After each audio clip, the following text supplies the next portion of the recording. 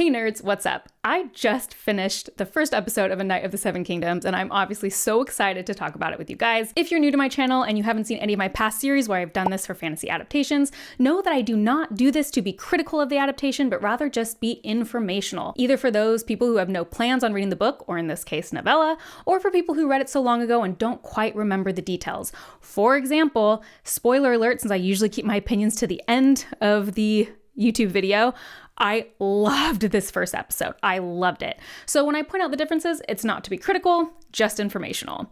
Also, if you're here and you have not read the novella, this is a safe video. I will not spoil anything that is not talked about in the first episode, so I never talk about anything that is beyond the episode we are currently on. And with that said, let's get into the episode. So these first few scenes are just like so accurate to the book, just dead on. I'm going to say book, I mean novella, but it's just easier to say book, but literally so dead on. I think the big thing that I'll mention here that's true throughout the episode, and we see it here, is that they moved a lot of his internal monologue to be verbal. So talking particularly to his horses, sometimes he'll be talking to Egg or just other people. And I was actually nervous about this when I was rereading The Hedge Knight. I was like, how are they going to do this? Because so much of Dunk's character is internal, and sometimes that can be so cheesy when you move that to verbal. But I think they really did a fantastic job. That obviously changes his character just a tiny bit, because in the novella, he doesn't speak as much because we see all of his internal dialogue. But I think this is a change that makes total sense for an adaptation, because you would just lose way too much of the story if we weren't in Dunk's head. The pooping scene is not in the novel, and I need to point that out. These flashbacks also weren't in the book, obviously, but they were great. I particularly loved this one, and I can't wait for more of those. So this speech is a lot more intense in the show. In the book, he doesn't trick him, pretending that, like, he's dirt. The rest of it's totally accurate, but he doesn't have like that intense joke in the middle. These girls don't exist in the novella, so any scene within them doesn't happen. And I guess it's a good time to mention this now in this scene. The show is actually just like way more verbally crass than the novella. I don't actually think there's a single F word in the whole novella. If there is, it's like one and it's near the end. So we'll talk about that later, but yeah, just more crass vocabulary wise.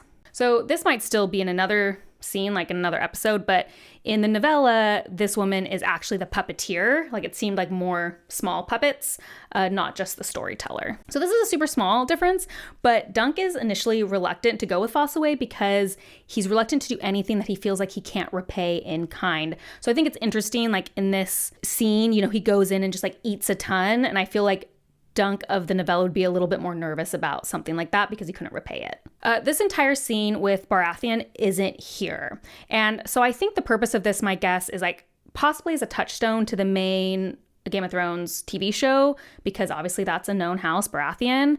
I also just expect them to develop different plot lines and more characters because they have a lot of time to fill. Like if they did one for one, they wouldn't get 6 40-minute episodes. So I'm really curious how they're going to develop this plot line. I was a little surprised because I expected this to be a scene for him to connect with Fossaway, but I'm just guessing they're going to do that a little bit later because that definitely happens in the novel. So this scene originally happens in his pavilion, not just after a random party, but otherwise it's pretty one for one. Truly, all of Dunk and Egg's dialogue is so accurate to the book. Like, technically, this is like a tiny bit different because Dunk thinks all of this about the falling star in his head, and they had Egg say it, but otherwise it's like literally so dead on. So the other change that isn't something I can like really show is they've just moved some stuff around. For example, there's an armor scene that happens in the novella before a lot of the stuff that happens in this episode that they didn't include. Now, I'm relatively positive they have just moved this scene to another episode, so I'm not going to speak about what happens at all because I think it's still going to happen. And in the same way, there's like this other conversation with somebody that didn't happen, and I'm guessing they're still going to have it happen just at a later date. And then they condense some of the Dunk and Egg stuff because initially Dunk actually finds Egg in his little like tree camp earlier in the events of this episode. Like that would have happened much earlier on. And this was one of those like 10 out of 10 changes because I think ending on that scene with them looking up stars is so perfect. So instead of like separating that scene out, they've just put it all together. And that makes sense to me in terms of the show. So that was a lot to just basically say things are moved around a tiny bit, but otherwise all pretty accurate. And that's it. Shortest one of these I think I've ever done, like truly so dead on. So opinion time, like I really did love this first episode. I think Dunk and Egg's actors nailed it. And that's obviously the heart of the show. So already I feel like that's doing so much, like truly excellent casting. I obviously love how dead on it is to the novella. Like, I like that they aren't changing things. They're obviously adding things, which we all knew was going to happen just seeing the runtime. It's a very short novella.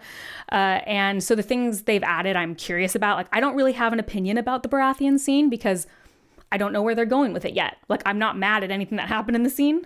I think it can be important for Dunk's character development, so I'm curious to see where they're going to go with that. But otherwise, it's like just so dead on. I honestly just was smiling a lot through the episode, quite frankly. I just was smiling a lot because it was good. And their Dunk and Egg's chemistry is so great. I mean, I think the only thing I complain with there is like, I just want more of Dunk and Egg together because they were so perfect. So the two things I guess I would say about the episode is, one, I hated the pooping scene, but like, of course I'm going to hate that. Just totally not my humor.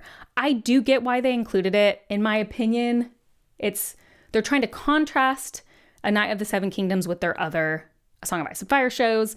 And I think it was also supposed to be a contrast of like, we saw Dunk as this certain character in this opening scene, and then to contrast it with this like gross, real, like, oh, that's life on the road scene, I think was trying to show how Dunk is and what his situation is. So like, I get the scene. I'm just saying I didn't need to see it personally. So the other thing I want to say is something that I feel like is going to be taken the wrong way. So I need you guys to listen to the words coming out of my mouth. So just in case you've never seen any of my Song of Ice and Fire reviews, I have never watched the Game of Thrones TV show. I have chosen not to watch it because I just don't like to watch shows with graphic sex scenes, and I'm particularly sensitive to graphic sexual assault scenes. It's not for me. I also am just like a total squeamish wimp about violence. Like, so many shows that are normal for people, I have to close my eyes and look away. I just am squeamish. So I just have never watched Game of Thrones. I just didn't think it was going to be for me. I'm watching Night of the Seven Kingdoms because the novella is so clean of all of that stuff. I just don't necessarily anticipate it being a problem unless they add a lot of stuff. So in terms of just this as a show, like separating it from the novella, this was like a regular show that I would watch. It didn't have crasser vocabulary than many shows I watch. I watched Ted Lasso, okay? There was like an F word every other word. If you see a butt in A Knight's Tale, PG-13 maybe, like, you know what I mean? So it's not that I think the episode was like, oh my gosh, so inappropriate. That's not what I'm saying, and I need you guys to understand that. I am not comparing it to that. What I am saying is I was just surprised by the crassness because it's all added. All of the language was added, clearly attempted to add nudity. And if I hadn't read the novella, it wouldn't have registered to me at all because it just feels like a normal amount for like an adult TV show. But having read the novella, it felt a little desperate. It felt like a little try hard, like they felt like we're making an HBO Game of Thrones show and they expect a certain amount, so here it is. And there's just a part of me that's like, you're so desperate to recapture the original Game of Thrones audience. What if you just tried something new, though, and maybe got that audience and a new audience? And there's this fear, I feel like, that I felt that we're going to lose our audience if we don't make sure they know it's an adult show. Because Dunk and Egg, yes, as a story, is way more innocent than a Fire and Blood and the main A Song of Ice and Fire series. Like, it is pretty innocent, like especially the Hedge Knight as a story. And here's the thing. You know what one of the most famous film properties of all time is? It's a book adaptation, but it's not the most famous book. Probably is the most famous book adaptation, but also just the most famous film franchise outside of that. The Lord of the Rings. And you know what's pretty squeaky clean other than the violence? The Lord of the Rings. So I just think it's a little missed opportunity to not lean into the very Lord of the Rings aspect that Dunk and Egg has, other than the violence. Now, to me, the violence matters. Like, I'm positive I'm gonna have to close my eyes through some of the scenes in this book because some of the scenes in the book like made me queasy. But American audiences usually don't care about violence. Like, that's one of the things about American audiences. We usually just ignore violence. We rate violence much lower than other things. I can't relate because I'm a baby, but I'm just saying in general. So they could still keep the violence. I mean, Lord of the Rings has violence in it. You know what I mean? People's like orcs' heads are getting chopped off.